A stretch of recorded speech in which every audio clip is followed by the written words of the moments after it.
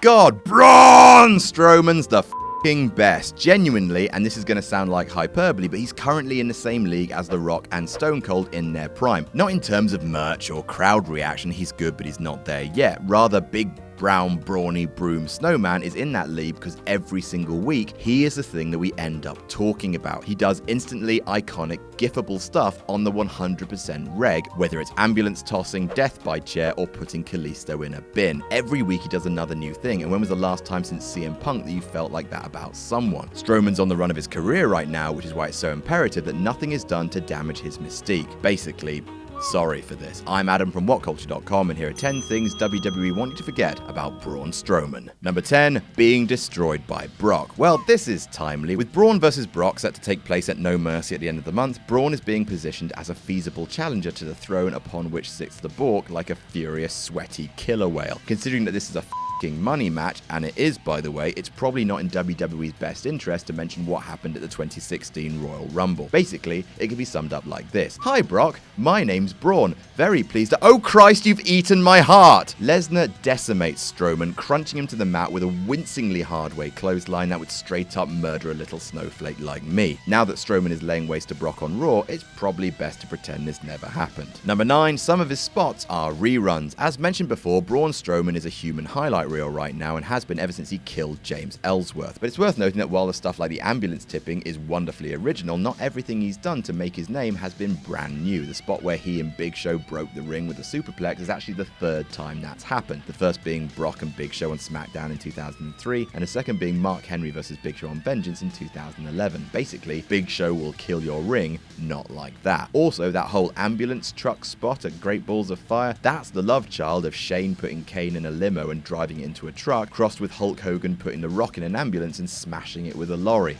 Wrestling's great. Number 8, his Tinder profile. Yep, earlier this year, someone found the monster amongst men on Tinder and it went viral. Bram Strongborn is on Tinder and it's marvelous. Here's a screenshot of his profile. First of all, his name is Adam, top marks there. Second of all, look how happy he is to be strong. Look at him. He looks like he wakes up every day giddy to the point of prolapse with the fact that he can bench a school. Finally, his tagline, I like lifting weights and eating steaks.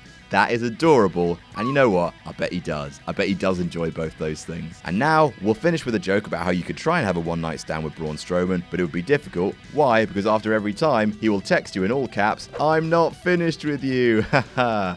Actually, that joke's rather disturbing when you think about it. Number 7, being chewed out by Vince McMahon. One of the major reasons for the entire WWE fandom hating on Braun Strowman for his entire run leading up to the brand split was not only was he green to the gills, but also he was one of Vince McMahon's personal projects. And nothing turns the fandom off more than the idea of a superstar being Vince's special little guy. But it turns out that even Bernd Strubens has run afoul of the chairman on occasion. As revealed by Mick Foley in an episode of Lillian Garcia making their way to the ring, Strowman had taken to the mic in early 2017 and demanded, in his words, a title shot. This greatly upset scary Vince McMahon, who chewed him out with great passion once Strowman made it backstage. Why? Because they're not title shots, you ignorant dummies. They're title matches. Yep. Seriously, Strowman said shot instead of match and got a bollocking for it. Fun place to work. Number 6, those piss trousers. Why did Braun Strowman wear a pair of trousers for a full year that made it look like he'd pissed himself? Someone tell me why the God damn you to hell. Look, you bastards. There's a black patch over his crotch. Why?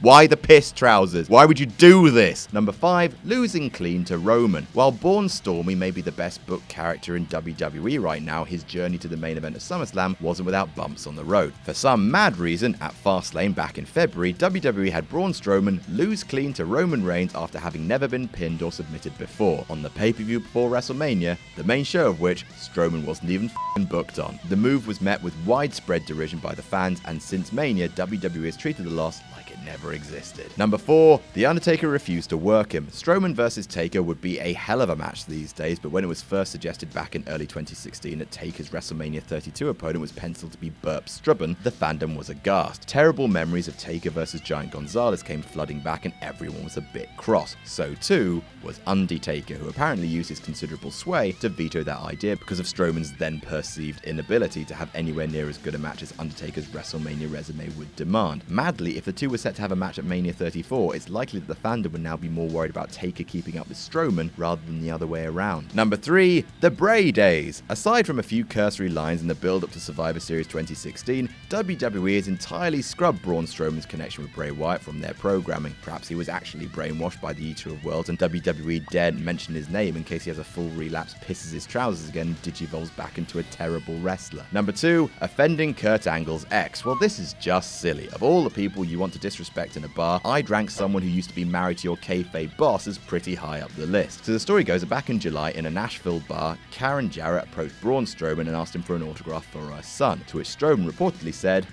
your son. Karen then, according to witnesses, cut a loud, angry promo on Strowman and threatened to tell Kurt Angle, at which point Strowman begged her not to on his knees. First of all, which son? One of Kurt Angle's sons? Because if anyone's rude to Jason Jordan, they'll have to answer to us. Second of all, this is a major gaffe for Strowman to have committed if it was, in fact, an actual incident. Karen has since claimed that both her and Strowman were drunkenly in character and having a promo off that just got misconstrued. Either way, the idea of Bernie Strowman on his knees begging off Karen Jarrett is totes hilarious. And number 1, he was a rosebud. Not just any rosebud, the happiest little gladiator in all the world. Many superstars have appeared as part of Adam Rose's epileptic throng of shrieking pixies before making the big time. Becky Lynch, Simon Gotch, yep, that's Joe Hendry in the pink suit, and Count Braun Strowman amongst that list. There is literally no greater threat to Braun's image as the Brock-conquering biggest hoss in all the world than the image of him in a black and gold gladiator suit beaming to the camera like a cheerful gold dust cosplayer. Very silly. Also, just for fun, here's a picture of Braun dressed as Wonder Woman. Good night, everybody!